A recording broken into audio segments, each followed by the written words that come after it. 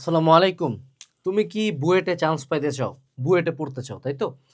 So বাংলাদেশের যদি বলি সবচেয়ে হাইপড, মোস্ট রেসপেক্টেড ইউনিভার্সিটি কি? সেটা বুয়েট। এবং বুয়েট প্রতি বছর প্রায় ১,০০০ স্টুডেন্ট ইনটেক করে। মাত্র ১,০০০। ফর কম্প্যারিজন বাংলাদেশে এইচএসসি পরীক্ষা দেয় ১০ থেকে ১২ লক্ষ শিক্ষার্থী পার ইয়ার। তাদের মধ্যে ২.৫ লক্ষ শিক্ষার্থী থাকে সায়েন্সে। সো তারা ২.৫ লাখ মানুষজন থেকে ১,০০০ মানুষ পিক করে। So that is just a numbers comparison. একটা বড় শতাংশ মানুষজন আবার বুয়েট পিক করে শুধু ঢাকা থেকে। সো যদি আমরা ঢাকার নাম্বারটা বলি, এই ১,০০০-এর মধ্যে প্রায় ৪০০ মানুষজন, একটু আপ ডাউন হইতে পারে ইয়ার টু ইয়ার, ৪০০ মানুষজন থাকে হলো তোমার ঢাকার মধ্যে থেকে। ঢাকার বাইরে বাংলাদেশের ৬৩টা জেলা আছে। সো তুমি যদি হিসাব করো ৬০০ জন মানুষজন ঢাকার বাইরে থেকে আসে। সো যদি আমরা সেটা হিসাব করি পার জেলা, প্রতি জেলা থেকে মাত্র গড়ে গড়ে ১০ জন মানুষ বুয়েটে থাকে। সো যখন আমরা বুয়েটের একটা ব্রেন নিয়ে কথাবার্তা বলি, এই ভিডিওটা কেউ এখন পর্যন্ত অনলাইনে বানায় নাই টিল টুডে, যে একটা বুয়েটের ব্রেইন কেমনে বানানো হয়, একটা বুয়েটের মাথা কেমনে তৈরি হয়, কোন একটা স্টুডেন্টের মাথা কেমনে বুয়েট লেভেলে নিয়ে যাওয়া যায়, সেটা আজকের এই ভিডিওতে আমরা আলোচনা করব। অর্থাৎ তোমাকে তোমার জেলার টপ 10 স্টুডেন্টসে কিভাবে যাইতে হবে সেটা যেমন তুমি এখানে জানবা, ঠিক তেমনই একটা স্টুডেন্ট কিভাবে বুয়েটে কিছু স্টুডেন্ট পাই কিন্তু, এবং মেজরিটি কোচিং সেন্টার তাদেরকে এইচএসসি ফার্স্ট ইয়ার থেকে আইডেন্টিফাই করে ফেলে যারা পাবে। অর্থাৎ দেয়ার আর সাম থিংস, সাম ক্যারেক্টারিস্টিক্স যেগুলো থাকলে মানুষজন বুয়েটে চান্স পায়। সো সেই জিনিসগুলো আমরা আজকের এই ভিডিওতে জানবো। তোমার যদি বুয়েটে পড়ার ইচ্ছা থাকে অবশ্যই মনোযোগ সহকারে পুরো ভিডিওটা দেখবা। সো যেটা আমরা বলতেছিলাম, যে একটা জেলায় নরমালি কয়েক হাজার স্টুডেন্ট থাকে, ১০,০০০ ১২,০০০ স্টুডেন্ট, সেখান থেকে টপ 10 অর্থাৎ ক্রিম অফ দ্য ক্রপস আসে হলো বুয়েটে। সো আমাকে প্রথমে একটা জিনিস বুঝতে হবে, একটা জিনিস মানতে হবে, যে একটা স্টুডেন্ট কখনো জন্মগতভাবে বুয়েটের মাথা নিয়ে জন্মায় না। অর্থাৎ কোনো স্টুডেন্ট এরকম আমরা, তুমি যদি বুয়েটে যাও ৯৯% মানুষজন তাদের চান্স পাওয়াটাকে বলবে তাদের হার্ড ওয়ার্ককে, আর 1% বলবে তারা হলো ট্যালেন্টেড। ঠিক আছে? অর্থাৎ 1% ট্যালেন্ট, হার্ড ওয়ার্ক হলো 99%। অর্থাৎ 99% মানুষজন সিভিয়ার লেভেলে পড়াশোনা করছে, এফোর্ট দিছে, তারপরে তারা বুয়েটে আসে ফলশ্রুতিতে। এবং এই কারণে এরকম অসংখ্য স্টুডেন্ট আমরা পাই যারা হয়তো বা কলেজ লাইফে কিছুটা খারাপ করছে, স্কুল লাইফে আরও অনেক খারাপ করছে, কিন্তু বুয়েটে আছে। আবার এমন অনেক স্টুডেন্ট পাওয়া যায় স্কুল লাইফে খুব মেরিটোরিয়াস স্টুডেন্ট, কলেজ লাইফে খেই হারায় ফেলছে, সে বুয়েটের কেন বুয়েটের বারান্দাও আসতে পারে না, পরীক্ষাটা দিয়ে বুঝতে পারে নাই। সো মনে রাখতে হবে যে তুমি জন্মগত কোনো দক্ষতা নিয়ে আসবা না, তোমাকে এটা সিম্পলি হার্ড ওয়ার্ক করে অর্জন করতে হবে। এখন হার্ড ওয়ার্ক মানে কি ভাইয়া? শুধু ম্যাথ করব? সিম্পলি বললে হ্যাঁ ম্যাথ করলেই হয়, কিন্তু শুধু ম্যাথ করলে হইলে তো সবাই চান্স পেতো। ম্যাথ করে নাকি বাংলাদেশে? সবাই ম্যাথ করে, তাই না? অর্থাৎ আমার দেয়ার আর সাম ক্যারেক্টারিস্টিক্স, দেয়ার আর সাম টেকনিক্স যেগুলো আমাদের ব্রেনটাকে ওই স্কেল নিয়ে যাইতে পারে। এখন আমাকে প্রথমে বুঝতে হবে যে একটা বুয়েট ব্রেনের বেসিক ক্যারেক্টারিস্টিক্স কি কি কি তার মধ্যে থাকে। প্রথমত তার মধ্যে একটা সিভিয়ারলি গুড মেমোরি থাকে, অর্থাৎ সে প্রচুর জিনিসপাতি মনে রাখতে পারে। কারণ বুয়েটের কোশ্চেন খুব মাল্টি ডাইভার্সিফিকেশন থাকে, মানে এখানে সূত্র থাকে, প্রমাণ থাকে, এই থাকে ওই থাকে, কখনো থিওরি বাড়া দেয়, কখনো কুড়িন করে দেয়। মানে বুয়েট তোমাকে যতভাবে মারা দেওয়া যায় ততভাবে মারা দিবে। সো তোমাকে সূত্র প্রচুর পরিমাণে মনে রাখতে হবে, প্রতিপাদন মনে রাখতে হবে, থিওরি মনে রাখতে হবে। সো একটা বুয়েটের স্টুডেন্টের first of all sharp memory থাকে, এটা হলো প্রথম ক্যারেক্টারিস্টিক। অর্থাৎ তুমি যদি বলো মুখস্থ জীবনে করব না, এও জীবনে বুয়েটে হবে না। তুমি বুয়েটের যে কোনো একটা স্টুডেন্টকে আনো, প্রত্যেকেই মুখস্থ শক্তি, আমি যদি বলবো এভারেজ বা অ্যাভাব এভারেজ, কারো বিলো এভারেজ না, এবং মুখস্থ করার ইচ্ছা আছে তার। দ্বিতীয় যে পয়েন্টটা, যেটা হলো আমি বলবো একদম ভিভিআই, মানে এটা হলো এই জিনিসটাই হলো একটা বুয়েট ব্রেনের মেইন ক্যারেক্টারিস্টিক, সেটা হলো প্রবলেম সলভিং ক্যাপাবিলিটি। বুয়েটের যে স্টুডেন্টরা, তাদেরকেও বা কেন মানুষজন এত দাম দেয়? রিজন হলো যে তাদের পুরা ভার্সিটির 4টা বছর ধরে বুয়েটের স্যারেরা বুয়েটের কারিকুলাম এইটুকু এনশিওর করে যে তারা প্রবলেম সলভিং করতে পারবে। ঠিক আছে? হ্যাঁ, তারাও ঘুরে উল্টে ফিক্স সেট অফ বই পড়ে যায়, ফিক্স সেট অফ কোশ্চেনই মুখস্থ করে যায়, বাট তাদের কোশ্চেনগুলো, টার্ম ফাইনালের কোশ্চেনগুলো এমনভাবে করে যে তাকে কিছু না কিছু একটা নতুন করতে হবে ওখানে। সো বুয়েট তোমার প্রবলেম সলভিং ক্যাপাবিলিটিটাকে জাজ করে। এই জিনিসটাই হলো যদি তোমার মধ্যে সবচেয়ে বেশি থাকে, তোমাকে বুয়েট খুঁজে নিবে। সো এইটাই অর্জন করতে হয়। এরপরে বুয়েটের পোলাপানকে প্রচুর ট্রিক্স জানতে হয়। কারণ কি? কারণ বুয়েটে তোমাকে 3 মিনিট সময় দিবে, 4 আঙ্গুল জায়গা দিবে। এইটুকুর মধ্যে তুমি যেই ম্যাথ এইচএসসি লাইফে 2 পেজে করতা, সেটা তোমাকে ওইটুকু জায়গার মধ্যে 3 মিনিট সময়ের মধ্যে করে আসতে হবে। So you have to have some tricks যে কিভাবে আমি এত শর্ট টাইমে, এত শর্ট জায়গায় এতগুলা ম্যাথ করব। এর পরবর্তীতে বুয়েটের আরেকটা জিনিস লাগে, সেটা হলো একিউ বা অ্যাডভার্সিটি কোশেন্ট। সিম্পলি প্রেশারের মধ্যে থাকে কিভাবে তুমি কাজ করতে পারো। বুয়েট ভর্তি পরীক্ষা 3 ঘন্টা ধরে হয়, 60টা কোশ্চেন অ্যান্সার করতে হয়, 60টা, একটা না, 60টা রিটেন ম্যাথ বা রিটেন কোশ্চেন অ্যান্সার করে বুয়েটে আমার ঢুকতে হয়। এবং সেই কোশ্চেনগুলোতে এক এক জায়গায় এক এক রকম ফাঁদ রেখে দেয়, কখনো কঠিন করে, কখনো ইজি করে। এবং বুয়েটের এনভায়রনমেন্টটাও খুব প্রেশারাইজড। সো এরকম চাপের মধ্যে থাকে, কে মাথা ঠান্ডা রাখে, ট্র্যাপগুলা ধরে ট্রিক ইউজ করে তার মাথা থেকে সূত্র বের করে প্রবলেম সলভ করতে পারবে, সে হলো একটা প্রপার বুয়েটিয়ান। ঠিক আছে? ওকে, এইটা হলো মেইন জিনিস। এখন তোমাকে অনেকে অনেক পড়ার টেকনিক বলতে পারে, বাট তুমি যদি এই থিমটা ক্লিয়ার না হও, এও জন্মে বুয়েটে হইতো না। এখন কথা হলো তুমি এই থিমগুলো কেমনে রিয়েল লাইফে এক্সিকিউশন করবে। এটা তো তুমি ধরো 4টা পয়েন্ট জানো, 4টা পয়েন্ট এখন অর্জন কেমনে করবা, সেটা নিয়ে আমরা কথা বলবো। ওকে, আচ্ছা, প্রথমত আমাদের বুয়েটের স্টুডেন্ট যারা আছে তাদের মধ্যে 2টা দল আমরা পাই। একটা দল হলো পিওর পিওর গাধা, পিওর বোকা, জোর মাথায় ঢুকে গেছে যে ফিজিক্স, কেমিস্ট্রি, ম্যাথ। স্পেসিফিক্যালি বুয়েটের যারা প্রিপারেশন নেয় তাদের একটা বড় দল খুব অবসেস থাকে ফর ফিজিক্স, যে ওরা ফিজিক্স শুনলে ওদের অর্গাজম হয়ে যায়, ওরা ফিজিক্স পড়তে পড়তে পাগল হয়ে যায়। বাট কেমিস্ট্রি এবং ম্যাথও কিন্তু বুয়েট ভর্তি পরীক্ষা হলে এক্স্যাক্ট সেম নাম্বার ক্যারি করে। ফিজিক্সে একটা কোশ্চেন পারলে 10, কেমিস্ট্রিতেও 10। ফলশ্রুতিতে এই যে তার ফিজিক্স ফেটিসটা এতটা সিভিয়ার পর্যায়ে যায় যে সে এইচএসসিতেও খারাপ করে ফেলে। এখন আমাদের এই লাস্ট যে সময় আমি ভিডিও বানাচ্ছি, সর্বশেষ ব্যাচ বুয়েটে ভর্তি পরীক্ষা বসতে পারছে, কারণ বুয়েট কিন্তু 1 লাখকে পরীক্ষা নিবে না, বুয়েট পরীক্ষা নেয় 12,000, সে 12,000 থেকে 1,000 চুজ করে, বুয়েট প্রিলি উঠাই দিছে এখন। সো এই যে আমাদের এইচএসসিতে তোমাকে 89% মার্ক পাইতে হয়েছে আফটার গেটিং জিপিএ 5, অর্থাৎ তুমি জিপিএ 5ও পাবা, দেন তোমাকে ফিজিক্স, কেমিস্ট্রি, ম্যাথে 89% বা নিয়ারলি 90% মার্ক হলো। 90% অর্থাৎ 100-র মধ্যে 90 ছিল সেফ জোন, জাস্ট বুয়েট ভর্তি পরীক্ষায় বসার জন্য। অর্থাৎ তুমি যদি কোনো কারণে বাংলা, ইংলিশ আর ধরো তুমি এইদিকে আইসিটিতে প্লাস মিস করে বসে থাকলা, তোমার যদি জিপিএ 5 না আসে তুমি বুয়েটে বসতে পারবা না। দ্বিতীয় যেটা, তুমি যদি কোনো কারণে যে কোনো একটা সাবজেক্টে ফিজিক্স, কেমিস্ট্রি, ম্যাথে যে কোনো একটাতে এইচএসসিতে 90%-এর নিচে পাওয়া যাও, তোমার বুয়েটে ভর্তি পরীক্ষা তুমি দিতে পারবা না। সো বুয়েটের যে বায়াসনেসটা আছে, তোমার ব্রেনটা তৈরি করার আগে বুঝতে হবে যে আমার ব্রেন অনেক ভালো হইতে পারে, তৈরি করতে পারে, আমার যদি এইচএসসিটা কোনো কারণে খারাপ হয়ে যায়, কোনো কারণে যদি মিসইউজ হয়ে যায়, তাহলে কিন্তু জীবনে বুয়েট আর বসতে পারবো না। সো আমাকে এইখানে একটা চুজ করতে হয় যে আমি যারা বুয়েটে চান্স পায়, দেখো বাবা আমি তোমাকে কি বলছি যে বুয়েটে প্রতি জেলা থেকে গড়ে 10 জন আসে। এই 10 জন অবশ্যই 10টা কলেজের একদম ফার্স্ট বয়গুলা, বা টপ কলেজটা টপ 10, টপ 3, টপ 5। তো কলেজের টপাররা অবশ্যই কলেজে ভালো করে। এখন কলেজে কেমনে ভালো করা যায়, এইচএসসিতে কেমনে ভালো করা যায়, তারা সব সাবজেক্টে ভালো। এইটা একটা পয়েন্ট মানুষজন ভুলে যায়। তুমি এমন কোনো বুয়েটিয়ান পাবা না যে বায়োলজিতে প্লাস পায় নাই, খুব কম, নাম্বারটা খুব কম। মেজরিটি বুয়েটিয়ান বায়োলজিতে ভালো নাম্বার পায় আসছে, বাংলা ইংলিশেও ভালো নাম্বার পায় আসছে। এদের এইচএসসি রেজাল্ট শুনবা, সবাই তাদের বোর্ডে যথেষ্ট ভালো রেজাল্ট করছে, কলেজের পরীক্ষাগুলোতেও ভালো রেজাল্ট করা স্টুডেন্টগুলাই বুয়েটে আসছে। হ্যাঁ, কিন্তু আমাদেরকে কি ধারণা দেওয়া হয়, ভাইয়া physics, chemistry, math, physics, chemistry, math. আরে ভাই ফিজিক্স, কেমিস্ট্রি, ম্যাথ করে এইচএসসিতে ব্যাক করে থাকলাম, তা তো পরীক্ষা দিতে পারলাম না। সো আমি যদি বুয়েটে পড়তে চাই, আমার ব্রেনকে প্রথমত বুঝাইতে হবে, হ্যাঁ আমি ফিজিক্স, কেমিস্ট্রি, ম্যাথে স্ট্রং হব, অর্থাৎ এগুলো আমার চেয়ে ভালো কেউ পারবে না আমার কলেজে, কিন্তু আমি বাকি সব সাবজেক্টে ভালো হব, আমার কোনো দুর্বলতা থাকবে না, আমি প্রতিটা সাবজেক্ট পারি, এইটা বলাতে মাহাত্ম্য আছে। আমি একটা সাবজেক্ট পারি না, এটা বলাতে কোনো মাহাত্ম্য নাই।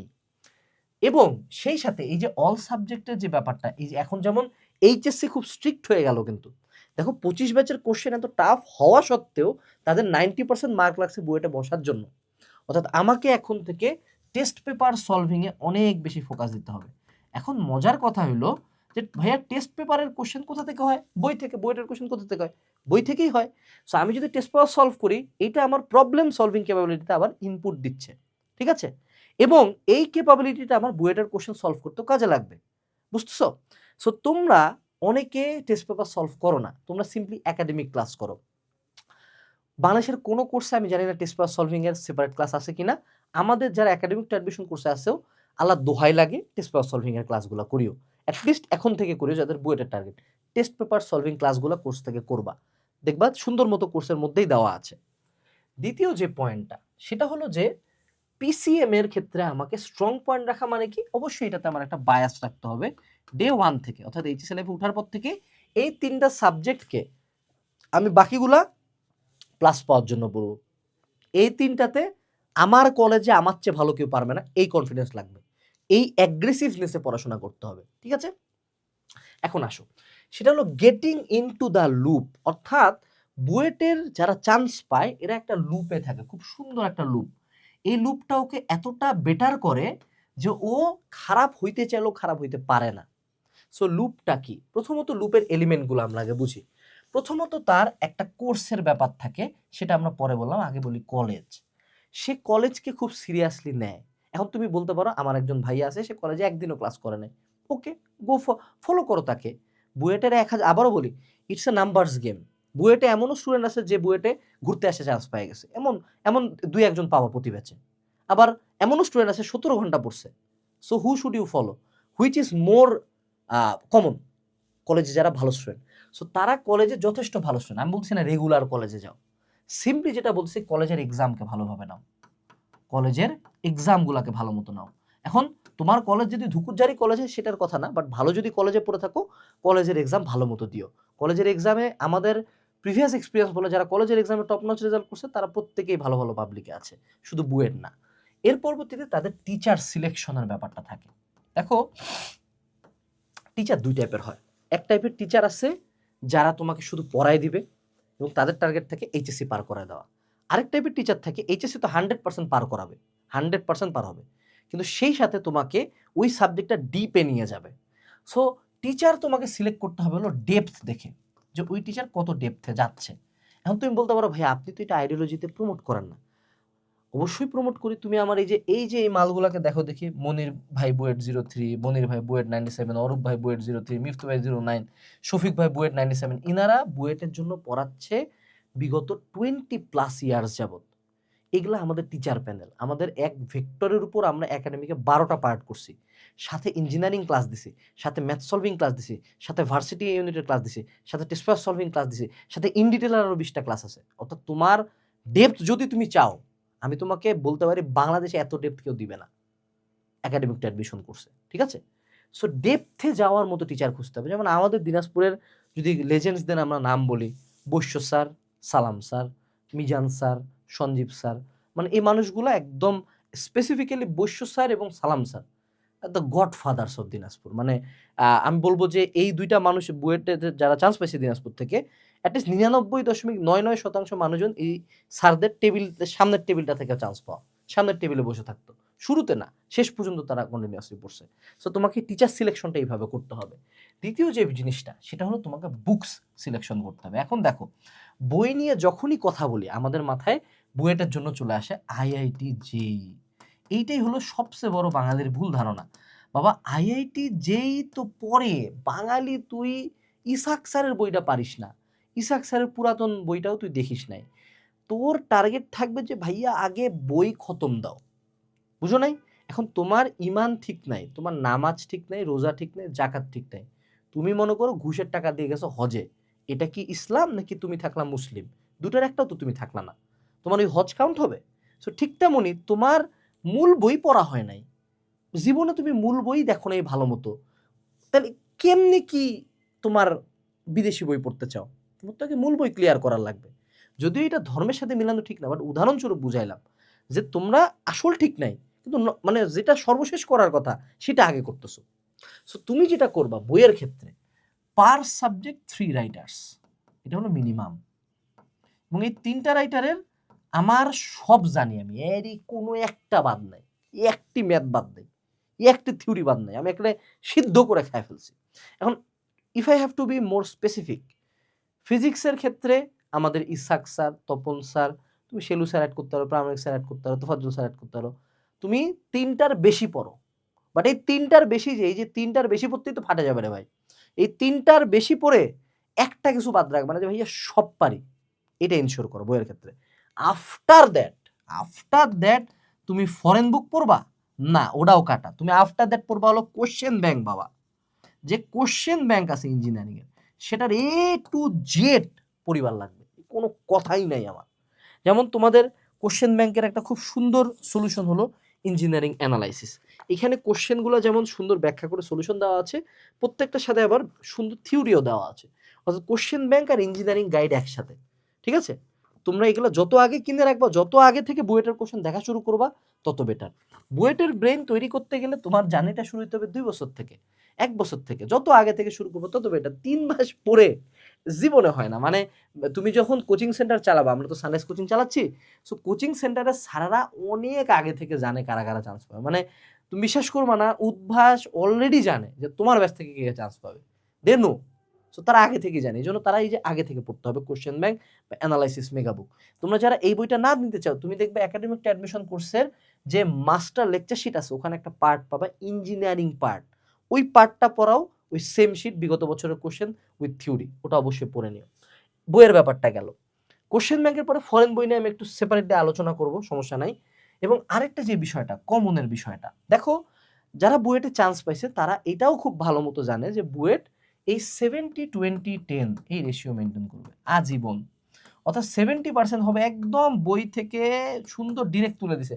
তোমার যদি আমার বিলিভ না হয়, তোমার যদি সিলেবাস শেষ হয়ে থাকে, অর্থাৎ তুমি আমার সাথে যে কোনো দিন পাবলিক ডিবেটে আসতে পারো। আমি বুয়েটের 600 কোশ্চেনের মধ্যে 70% কোশ্চেন ডিরেক্টলি যে কোনো বই থেকে দেখা দিতে পারবো, যে এই যে ডিরেক্ট এই বই থেকে আসছে, ডিরেক্টলি দেখানো সম্ভব।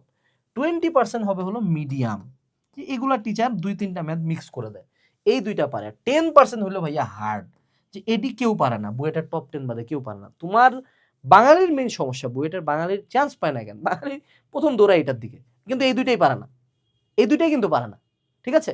সো আগে বই শেষ করব, দেন এই যে যদি যে বুয়েটের ব্রেন সে প্রবলেম সলভিং ক্যাপাবিলিটি ডেভেলপ করবে, বাট এই যে একটা ওয়ার্ড ছিল না ট্রিক্স, সে চালাক, সে শিয়ানা মাল। সেই মাল কি করছে, যে এই যে আমার 70% কোশ্চেন, আমি যদি বুয়েটে 600-র মধ্যে 300 আপ পাই, ইনশাল্লাহ মেজরিটি কেসে চান্স হয়ে যায়। সো যদি আমি এই 70%ই মারে দিয়ে আসি, আমার আর কিচ্ছু লাগে না। সো প্রথমে এনশিওর করা এইটা। অর্থাৎ সে কমনের জন্য পড়ে কিন্তু বলে না, বাইরে দেখা যায় হলো আলবার্ট আইনস্টাইন, কিন্তু তলায় তলায় আগে এটা 100 করে রাখছে, দেন ও বাকিগুলোতে মুভ করবে, দেন ও সুইচ করছে এগুলোতে। এখন এই পর্যায়ে আমাদের লুপটা একটু ব্যাখ্যা করি। লুপ 1 হইল আমাকে মেন্টালি চুজ করা যে আমি বুয়েট লাগবে। লুপ 2 হলো পাবলিকলি ঘোষণা করা যে আমি বুয়েটের প্রিপারেশন নিচ্ছি। লুপ 3 হলো গুড রেজাল্ট করা, যাতে মানুষজনের আমার প্রতি এক্সপেকটেশনটা বাড়ে যায়। লুপ 3 হলো আমার হার্ড ওয়ার্ক করতে থাকা। শেষ। এই যে লুপ তোমার চলতে থাকবে, যে মোমেন্টে তুমি রেজাল্ট খারাপ করবা, পাবলিক তোমাকে শেমিং করবে, তুমি আরেকবার হার্ড ওয়ার্কে ব্যাক আসবা, এবং হার্ড ওয়ার্কে ব্যাক আসার পর তোমার যেহেতু মেন্টালি সেট করছে যে বুয়েট আমার লাগবে, তখন তুমি আবার পাবলিকলি বলবে যে না, এবার আমার কাম ব্যাক হবে। এই যে লুপটা চলতে থাকে, এই লুপ কার জন্য চলে, যে কলেজের ভালো স্টুডেন্ট, যে মোটামুটি ফেমাস স্টুডেন্ট ব্যাচের। যেমন আমাদের দিনাজপুরে আমরা কারা কারা ভালো স্টুডেন্ট ছিলাম ওই ব্যাচে, মানে এইচএসসি 18 ব্যাচে তুমি এক্সাক্ট নাম, আমার নাম বলে গোটা মানে যে কোনো কলেজের যে কোনো স্টুডেন্ট আমার চিনত, এরকম পরিমাণে আমাদের ফেমটা। আমি বলছি না এত ফেমাস হইতে বলতেছি না, বাট তোমাকে চিনবে তোমার ভালো রেজাল্টের কারণে, তোমার বিভিন্ন কোচিং সেন্টারের পারফরমেন্স, বিভিন্ন সাবদের পারফরমেন্সে তোমার এলাকায় নামটা উঠে যাবে যে এই ছলটা ভালো, তখন তুমি এমনিই দৌড়াবা। সো এই লুপটা তোমাকে ক্রিয়েট করতে হবে। আরেকটা বড় জিনিস এখানে লুপের একটা এলিমেন্ট আছে, সেটা হলো ফ্রেন্ডস। তুমি দেখবা এরকম অনেক স্টোরি পাও না যে 2 বন্ধু, একজন বুয়েট একজন ডিএমসি। যেমন আমরা 2018 সালে বুয়েটে কৌশিক ভাইয়া 17 সালে বুয়েটে ফার্স্ট হইলো দিনাজপুর সরকারি কলেজ থেকে। আমরা 18 সালে বুয়েটে চান্স পেলাম নিয়ার অ্যাবাউট 30-35 পিপল। যদি এখন নাম্বারসটা কমে আসছে, 10 থেকে 15 জন 20 জন থাকে, কিন্তু ওই সময় 30 জন চান্স পাইছিলাম, যার মধ্যে 12 জন ছিলাম আমরা সালাম স্যার, বসু স্যারের প্রাইভেটে একই সাথে যাইতাম, একই সাথে আসতাম, একই জায়গা থেকে কোচিং করছি, একই জায়গা থেকে। মানে এতটা আমরা কানেক্টেড ছিলাম। সো আমাদের ফ্রেন্ড সার্কেলটা আমি যে ওরা আমাকে ওরা গ্রহণ করতে চায় না, আমি জোর করে ঢুকছি, আমার নিতে হবে আমার। তোমার সার্কেলটা খুব ইম্পর্টেন্ট। তোমার সার্কেল যদি হয় এখন মেডিকেল পার্টি, তো ওরা তো তোমার বুয়েটের পড়াশোনা বা তোমার সাথে এথিক্স মিলাবে না, ঠিক আছে? সো তোমাকে টার্গেট করতে হবে যে ওরকম টপ নচ স্টুডেন্টস ভাইয়া, যে ওদের সাথে মিশবো, এবং 5টা ফ্রেন্ড মিলাবা যারা বুয়েটের কোচিং করবে, বুয়েটের জন্য পড়বে। একসাথে যদি দৌড়টা দিতে পারো, তুমি তুমি এটা কল্পনাও করতে পারবে না যে তোমার ফ্রেন্ডের ইনফ্লুয়েন্সটা কত বেশি। এরপরে এই এলিমেন্টের মধ্যে একটা জিনিস আমরা কথা বলে দিই, সেটা হলো কোর্স। দেখো এখন অনেকের মাথায় এই ধারণাটা আছে যে বুয়েটের জন্য আমাকে এমনই কঠিন পড়া পড়তে হবে যেটি পাগলই করে দিবে। প্রবলেমটা হইলো যে যখন তুমি একদম শুরুতেই এমনই কঠিন, অর্থাৎ তোমার ধরো এক গতিবিদ্যা শেষ করতে 2 মাস লাগে যাচ্ছে, তখন তোমার ইম্প্যাক্টটা কোন জায়গায় পড়ে বলে দেখি। তুমি যদি গতি পড়ো 2 মাস ধরে, গতিবিদ্যা 2 মাস পড়লা, বা সে টু সে তোমার প্রথম 2 মাসে তোমার ভেক্টরই শেষ হইলো, ইম্প্যাক্টটা পড়বে তোমার এইচএস রেজাল্টে। কারণ এইচএসসি তোমার 2 বছরে সায়েন্সের 75টা চ্যাপ্টার আছে, যদি বাংলা ইংলিশ আইসিটি সাইডে রাখি। তো সেক্ষেত্রে তোমাকে যেটা করতে হবে যে এমন কিছু নেওয়া যেটি তোমার 1 বছরের মধ্যে একাডেমিকের চিন্তা শেষ, যে 1 বছরে আমার একাডেমিকের পুরো সিলেবাস শেষ ভাই, আমার এখন একাডেমিক এমনি বসলেও আমি পার হয়ে যাব, এখন আমি বুয়েটের জন্য সেপারেট পড়াশোনা করব। এ পর্যায়ে আমি তোমার বুয়েটের জন্য আরো স্পেশালাইজ কিছু বই দিব প্রতি সাবজেক্টের জন্য, কিন্তু ওটা তুমি কখন পড়তে পারবা? যখন তোমার একাডেমিক শেষ। এখন তুমি এই একাডেমিকই শেষ করতে পারতেছো না 4 মাস 5 মাস। 4 মাসে তোমার শেষ হয় একটা চ্যাপ্টার। কই থেকে বুয়েট আসে রে ভাই? এবং বুয়েটে একটা সাবজেক্ট একটা চ্যাপ্টার এক্সাম না। ফিজিক্স, কেমিস্ট্রি বা 3টে একসাথে। তাও ফির 3 মিনিট সময়। তাও ফির 3 আঙ্গুল জায়গা। এত কঠিন কেমনে হবে? সো কোর্স এমন চুজ করতে হবে যেটা আগে দিবে। এখন আমাদের এই কোর্সে যে পরিমাণে বুয়েটের এক্সপেরিয়েন্স টিচার প্যানেল আছে, তোমরা যদি ইনাদের নাম ঢাকার মতিঝিলে যারা থাকবে এনডিসির সামনে জিগাই ওই স্যারদের নাম, যিনারা কারা কারা ক্লাস নিচ্ছে কোর্সে। সো তুমি যদি একাডেমিক অ্যাডমিশন কোর্স নাও, তোমার বুয়েটের এভরি ম্যাটেরিয়ালস এখানে অলরেডি আছে। একাডেমিক ক্লাস, ইভেন তুমি বাংলাদেশের কোনো কোর্সে একাডেমিকে এনরোল করলে ইঞ্জিনিয়ারিং অ্যাডমিশনের ক্লাস পাওয়া যায় ভাই, আমাদের কোর্সে পাওয়া যায়। সো এটাতে এনরোল করে ফেলতে পারো ডেসক্রিপশন থেকে। এ পর্যায়ে আসি যে আমাদের ফিজিক্স কেমিস্ট্রি ম্যাথে আসলে কিভাবে পড়বো, কিভাবে আমার ব্রেনটাকে ওই জোনে নিয়ে যাব। ওই জোনে নিয়ে যাওয়ার জন্য ফিজিক্সের প্রথম কথা হলো যে এইটাই হলো টাফেস্ট। নো ডাউট তোমার ফেটিস থাকাটাই স্বাভাবিক, এটাই হলো টাফেস্ট। মানে এই কোশ্চেনটাই বুয়েট একটু মানে ট্যাকটিক্যালি করে, প্রচুর ট্যাকটিক্যালি করে। এখন এখানেও বুঝতে হবে যে আমি কি ফিজিক্সের ট্যাকটিক্যাল ব্রেন আলা নাকি ট্যাকটিক্যাল ব্রেন আমার নাই। যেমন আমার ট্যাকটিক্যাল ব্রেন ছিল না। সো আমি যেটা ফিজিক্সে এনশিওর করছিলাম, আমার একটা বই ছিল ভাইয়া গাণিতিক পদার্থবিজ্ঞান, এবং আরেকটা কি ইঞ্জিনিয়ারিং কোশ্চেন ব্যাংক, আরেকটা কি কনসেপ্ট বুক উদ্ভাসের। এই 3টা এলিমেন্টের মধ্যে থেকে বুয়েটের যদি 20টা ফিজিক্সের কোশ্চেন হয়, অ্যাটলিস্ট 15টা আমার থাকবে ডিরেক্টলি, 15টা পারার মতো আমার প্রিপারেশন থাকবে। আর লাগে রে ভাই, আর যাদের এই 15টার বাইরেও দরকার, তোমরা এখন ফরেন বা অ্যাডভান্স বুক পড়তে পারো। এখন এখানে সোর্স বললে আমাদের আইআইটির কোশ্চেন আছে, জেইর কোশ্চেন আছে, তুমি অপটিক্সের জন্য পড়তে পারো ব্রিজলালের অপটিক্স, তুমি ইলেকট্রিসিটির জন্য পড়তে পারো আলেকজান্ডার অ্যান্ড সাদিকু, তুমি ফান্ডামেন্টালস অফ ফিজিক্স পড়তে পারো, আরেকটা বই আছে সবাই পড়ে রেসনিক হ্যালিডে ফিজিক্স, ঠিক আছে। এরকম আরো অনেক বই আছে, কোয়ান্টাম মেকানিক্স হ্যান ত্যান, বাট এগুলা নর্মাল মানে কাল্ট ক্লাসিক্স। তুমি চাইলে অন্তরীকরণের জন্য, ডিফারেন্সিয়েশনের জন্য সম্ভবত মতিন স্যারের বই পড়তে পারো, তুমি ইন্টিগ্রেশনের জন্য হাজরা ম্যাডামের বই পড়তে পারো, তারপরে তুমি চাইলে দাস অ্যান্ড মুখার্জির বই পড়তে পারো ইন্ডিয়ান। এখন তুমি বলতে পারো ভাইয়া আপনি আজীবন এগুলার এগেনস্টে এত কথা বলেন, আবার এগুলার বই আপনি নাম কেমনে জানেন? মজার কথা, আমি সব কটাই পড়ছিলাম, পড়ার পরে কোনো কামের কাম বইটা লাগে না, এই জন্যই আমি সাজেস্ট করি যে করার দরকার নাই, ঠিক আছে। একটিও লাগে না, বাট মনের শান্তির জন্য অ্যাডভান্স পড়তে চাইলে এগুলা পড়তে পারো। কিন্তু আবারও একটা কথা বলি, আগে সব এগুলা শেষ করবার তারপরে দিকে আসবা, নট আগে যায় এটা, ঠিক আছে, সাবধান। এরপরে আসো কেমিস্ট্রির ক্ষেত্রে। বাবা কেমিস্ট্রি ইজ থিওরি, কেমিস্ট্রিতে ম্যাথ যা আসে মানে সত্যায় দিয়ে পার হয়ে আসবা। Chemistry is all about theory. এবছরের কোশ্চেনে দেখো, সো কেমিস্ট্রির বুয়েটের থিওরিটাকে বুঝায় লিখতে পারা। তোমাকে জৈব যৌগ, একটা যৌগ থেকে আরেকটা যৌগ বানাতে হলো, কেমনে বানাবা? সো এই টাইপের কোশ্চেনগুলোর জন্য থিওরিটিক্যাল নলেজ অনেক হিউজ লাগে। মজার কথা, chemistry BUET is all about Hazari boss, Hazari boss, সাথে গুহ পড়তে পারো, সাথে লিঙ্কন পড়তে পারো। ম্যাথের যদি খুব ফেটিস থাকে কারো, গাণিতিক রসায়ন গেল। সো ইঞ্জিনিয়ারিং বই, কনসেপ্ট বই এগুলা গেল, কেমিস্ট্রি গেল। ম্যাথের জন্য যদি আমরা কথা বলি, কেউ ইংলিশের নাম নিও না, জুতা খুলে মারবো, হ্যাঁ। ইংলিশ ইঞ্জিনিয়ারিং এ যে কটা জায়গায় আসে সে কয়টা জাস্ট বিগত বছরের কোশ্চেন করলেই হয়। কেউ ইংলিশ দিয়ে কোনো ভার্সিটিতে চান্স পায় না, এটা ইঞ্জিনিয়ারিং ক্ষেত্রে, হ্যাঁ। ম্যাথের ক্ষেত্রে বলি, ম্যাথের ক্ষেত্রে আমাকে কেতাব সার করতে হবে, বা রিপ্লেসমেন্ট হিসেবে রূপন্তি করতে পারো, সাথে অসীম স্যার করতে পারো, সাথে আমাদের এসইউ আহমেদ স্যার করতে পারো। এখন তুমি এই যখন আমি বইয়ের নাম লিখি এই জায়গায় ফিজিক্সের ক্ষেত্রে আমি তো বললাম ইসাক সাহেন্তান, বইয়ের নাম যখনই লিখি কিছু অতি মেধাবী নিকৃষ্ট নর্দমার কিট কমেন্ট সেকশনে চলে আসবে, ভাইয়া আমি তো এটা পড়ি নাই, আমার স্যার তো এটা বলছে। তো পড়িস না, তুই ভিডিও দেখতেছিস কেন? তুই আমার কাছে সাজেশন চাইছিস, আমি দিচ্ছি। তুই যদি আমার সাথে অপোজই করবি তা আমার কথা শুনিস না, তোর যে স্যার বলছে তার কথা শুন। আরও একটা বড় প্রবলেম হলো যে যখনই তুমি যে কোনো রাইটার পড়বা, মনে রাখো বাজারের মেজরিটি রাইটার মধ্যে 90% same, 90% content same, 10% difference. So তুই যেটাই পড়বি পর, 100% পর। কিন্তু ম্যাথের ক্ষেত্রে মনে রাখতে হবে যে 2-3টা রাইটার, 3টা রাইটারের ম্যাথ করতে হবে, সাথে engineering question bank. Engineering question ব্যাংকটা বাবা মনে রাখবে, এটাকে যদি আমরা মানে খ্রিস্ট ধর্ম ভাষায় বলি, engineering question bank is kind of BUET ভর্তি পরীক্ষার বাইবেল, ঠিক আছে? সো সেক্ষেত্রে তোমাকে কোশ্চেন ব্যাংকটা যে কোনো জায়গায় রাখবে, এটা আমি বলি না বলি, এটা মনে রাখবা। তুমি বুয়েটের যে কোনো ভাইয়াকে, বুয়েটের যে কোনো স্যারকে, ওনারাও তো বুয়েটই আনে, স্যারকে যা জিজ্ঞেস করবে, স্যার বুয়েটের জন্য সবচেয়ে ইম্পর্টেন্ট বই কি, বলবো কোশ্চেন ব্যাংক, ঠিক আছে?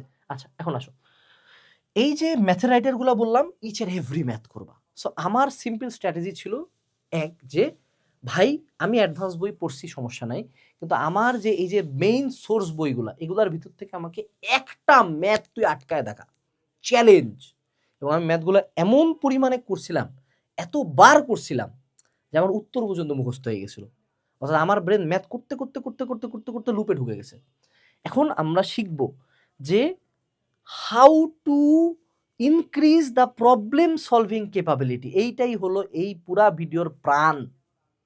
প্রবলেম সলভিং ক্যাপাবিলিটি কেমনে বাড়ায়, এটাকে আমাকে বুঝতে হবে জিম দিয়ে। জিম দিয়ে, জিম কি? আচ্ছা, তুমি যখন জিমে যাও তো প্রথমে তোমাকে একটা কম ওয়েট দেয়, কম ওয়েট দিয়ে আমরা বাইসেপ মারতেছি, প্রথমে 1 মাসে আমরা 5 কেজি দিয়ে মারলাম, ঠিক আছে? দেন কি করব, আমরা ওয়েটটা একটু বাড়াবো, তো আমরা তখন এবার আরেকটু ওয়েট বাড়াই দিলাম, ঠিক আছে? যে আমার এখন পরবর্তী মান্থ থেকে আমি মোটামুটি 10 কেজি মারতে পারি। দেন আমার ট্রেনার কি বলবে যে আচ্ছা ঠিক আছে ওয়েট আরও বাড়ায় দাও, তো এবার আমি 15 কেজি দিয়ে মারতেছি, ঠিক আছে? সুন্দর মতো। অর্থাৎ কি, এটাকে কি বলা হয়? The progressive overload.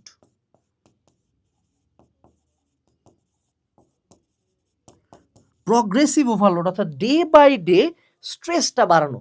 এখন এখানে স্ট্রেস আমার মাসেলে বাড়তেছে, এবার স্ট্রেসটা আমি কোথায় বাড়াবো? এই মালটাতে, ঠিক এই জায়গাটাতে। সো এখন আমরা যেটা করব, day by day tougher math approach করব। এবং তুমি বুয়েটে যারা চান্স পায় এদের দেখবা দিনে অ্যাটলিস্ট মানে নিম্নে করে 3 থেকে 4 ঘন্টা ও ম্যাথ করে, এবং it can be any type of math. এবং ওরা যেটা করে যে তুমি দেখবা জিম যখন মানুষজন করে তখন ওদের ওয়েট লিফটিং কম্পিটিশন হয়, ওরা যায় যে কোনো কিছু উঠানোর চেষ্টা করে, দেখি এটা আমি উঠাইতে পারি কিনা, দেখি আমি এটা উঠাইতে পারি কিনা, শক্তি প্রদর্শন করার জন্য। সো যারা বুয়েটের ব্রেন বানাতে চায় তাদেরকে যে কোনো ম্যাথ নিয়ে যায় দিবা, তোমার একটা দেখবা যে বন্ধু তোমার বুয়েট কোচিং করতে চাচ্ছে এবং ভালো স্টুডেন্ট, ওকে যে একটা ম্যাথ দিবা, ও ম্যাথটা করার চেষ্টা করবে, না পারলে দেখবা বাড়ির যে ম্যাথটা করছে তোমাকে বলবে না, বা তোমাকে আনে দিবে যে মামা এই যে এই সলিউশন। এইটা হলো বুয়েট ম্যাথের মেইন পার্ট, যে প্রবলেম সলভিং ক্যাপাবিলিটি কেমনে বাড়বে। When I face tougher and tougher problems gradually, that is the main process of problem solving capability. So তুমি প্রথমে মূল বইগুলো করলা, দেন তুমি গাণিতিক পদার্থবিজ্ঞানে আসলা, দেন তুমি ইঞ্জিনিয়ারিং কোশ্চেন ব্যাংকে গেলা, দেন তুমি কনসেপ্ট বুকে গেলা, দেন তুমি অ্যাডভান্স ম্যাথে গেলা ফরেন বুকের। Gradually you increase the hardness, এবং এইটার সাথে তোমার ব্রেনে নতুন নতুন সিন্যাপসিস তৈরি হবে। এই নতুন নতুন সিন্যাপসিসগুলা প্রবলেম সলভিং ক্যাপাবিলিটি আরো বাড়বে, কারণ তোমার নলেজ কি, তোমার কগনিটিভ ফাংশন কি, সিন্যাপসিসগুলা ফায়ার হওয়া, নিউরনস ফায়ার হওয়া। সো নতুন নতুন সিন্যাপসিস তখনই তৈরি হয় যখন তুমি ব্রেনকে স্ট্রেস দাও। এরপর যে আসলো নতুন একটা কথা, সেটা হলো স্ট্রেস দেওয়া ব্রেনকে। How to increase your brain stress. বলতে পারো ভাইয়া স্ট্রেস তো ভালো না, না স্ট্রেস ভালো। কারণ দেখো তুমি স্ট্রেস দিয়ে মাসেলকে বাড়াচ্ছ, রাইট? এটা কি স্ট্রেস না? মাসেল ব্যথা করে তো ফুলার আগে, তাহলে হাউ ডু ইউ সে যে স্ট্রেস খারাপ? এক্সট্রিম মেন্টাল স্ট্রেস খারাপ, বাট আমরা স্ট্রেসটা দিচ্ছি পজিটিভ ওয়েতে। তুমি যেটা করবে এখন থেকে, যে কোনো ম্যাথ তুমি সলিউশন অবশ্যই দেখবা, সলিউশন তোমাকে অবশ্যই কিনতে হবে, কিন্তু যে কোনো একটা ম্যাথ নিয়ে আগে 10 to 15 মিনিটস ভাববা এবং করার চেষ্টা করবা, মাথার মধ্যে চাপ দিবা প্রচুর, আরে হয় না কেন, কাটবা করবা, কাটবা করবা, হইল না কোনোভাবে। 10 মিনিট পরে এবার আমি যা সলিউশন দেখবো, দেন আমি শিখবো। কিন্তু এই যে টাইমটা আমি আমার ব্রেনকে চাপটা দিলাম, আমার ব্রেনটা যে স্ট্রেসে থাকলো, যা একটা প্রবলেম আমি সলভ করব, আমরা যে কি জঘন্য জঘন্য প্রবলেম। একটা আমাদের সময়কার কনসেপ্ট বুকে একটা ম্যাথ ছিল যে কি একটা রকেট যাচ্ছে, রকেটের ভিতরে এত ঘনত্ব বিশিষ্ট একটা তরল আছে, তরলের মধ্যে এত আয়তন বিশিষ্ট একটা বল ঝুলানো আছে পেন্ডুলামের মধ্যে, রকেটটা এত সি বেগে যাচ্ছে, ওই সময় আমার পেন্ডুলামটার পর্যায়কাল কত হবে? মানে ক্যান ইউ ফাকিং ইমাজিন যে এটা কি ছিল? এটা জীবনে বুয়েট ভর্তি পরীক্ষায় আসবে? জীবনে আসবে না। But the main theme of the math was যে আমার ব্রেনটা যাতে প্রেশার খায়। আমাদের সালাম স্যারের যে ফিজিক্স এক্সামগুলো হইতো, সে লোক আমাদেরকে কোশ্চেন দিয়ে চলে যেত, আমরা রাত 8টা পর্যন্ত এক্সাম দিতাম, ওপেন বুক, তাও পারি না। এইটা যে শুরুতে করতে বলছি তা না, আগে তো বই কমপ্লিট করতে হবে, নাহলে এইচএসসি পারবো না। বাট পরে এই যে ব্রেনের মধ্যে কন্টিনিউয়াস স্ট্রেসটা, যে আরে ভাই হয় না কেন, হয়ে টোয়ে কোনো মতন যদি মিলে যায়, ইউরেকা। এবং এই যে স্ট্রেসটা আমার ব্রেনটা পাইলো, আমার প্রবলেম সলভিং ক্যাপাবিলিটি বাড়লো। এখন আমাকে একটা কোশ্চেনের উত্তর দাও, তুমি বইটা পড়তে চাও, তুমি ভাইয়া বইয়ের ম্যাথই পারো না, তুমি বইয়ের ম্যাথই কখনো স্ট্রেস নিয়ে করো নাই, তাই তুমি কবে অ্যাডভান্স ম্যাথে স্ট্রেসটা নিবা বলো? কেন তোমাকে বলা হয় 1 বছরের সিলেবাস শেষ করতে একাডেমিকটা অ্যাডমিশন করছে? কারণ তুমি তো বইয়ের ম্যাথটাই করো নাই, তুমি বইয়ের ম্যাথে স্ট্রেস নাও নাই।